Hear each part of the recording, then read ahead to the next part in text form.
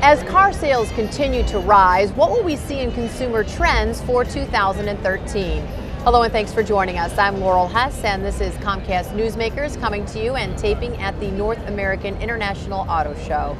I'm joined now by Michelle Krebs, Senior Automotive Analyst for Edmunds.com. Thank you so much for joining us today. Glad to do it. So are the trends today and going forward, certainly throughout the rest of 2013, any different than they have been in the past years? You know, I hear more about more hybrids and that type of thing, but we've been hearing about that for a while. Well, I think this is going to be the year of the truck, and that's really good news for Michigan. We know that the trucks on the road are very old. The average age is like 13 years. They just can't last any longer. And we know that as the housing industry picks up, truck sales pick up. And we've got great new product.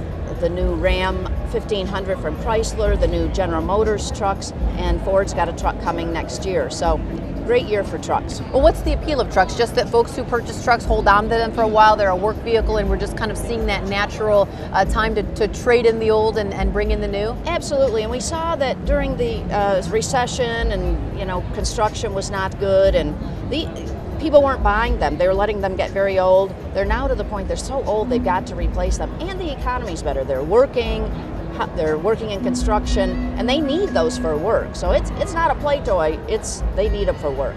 We're hearing a lot as well as you talk to any of the manufacturers about the technology that is creating the driverless car.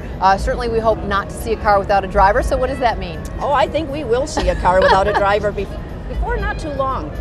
We are seeing technologies introduced on cars that are moving in that direction of the autonomous car, where you'll be able to have the choice of whether you drive it or whether you don't. There are some out there on the road already in California and Nevada. They're being tested. Google has a driverless car, and some of the suppliers here at the show are working on driverless cars. But we have technologies like notification that you're drifting in the lane next to you.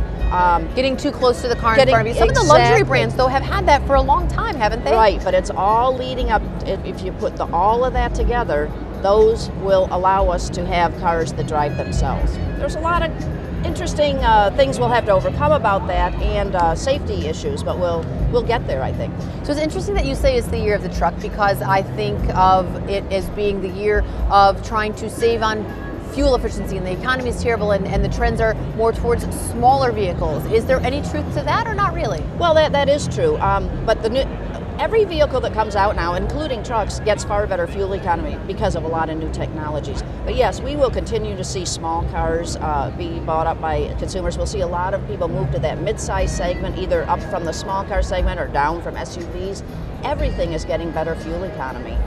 And some of it's hybrid, some of it's electric cars, but the good old gasoline engine is getting better and better fuel economy all the time. What about crossover vehicles? Certainly introduced many years ago, and they were all the rage. Are they dying out, or are they still all the rage? No, they're the rage. Crossovers are the rage. They're sport utility looking vehicles that have car architectures underneath, which makes them nimbler to drive, but also get better fuel economy. And we saw a lot of new ones introduced at the show. I think the other thing we're going to see is ones that are more luxury premium, but small. So smaller cars, smaller trucks, better fuel economy, driving themselves, that's sort of what we're looking for over the next 9 months or so. That's what we're looking for. All right, thank you so much for joining us today. Glad to do it. Today's Comcast Newsmaker was Michelle Krebs, a Senior Automotive Analyst for Edmunds.com.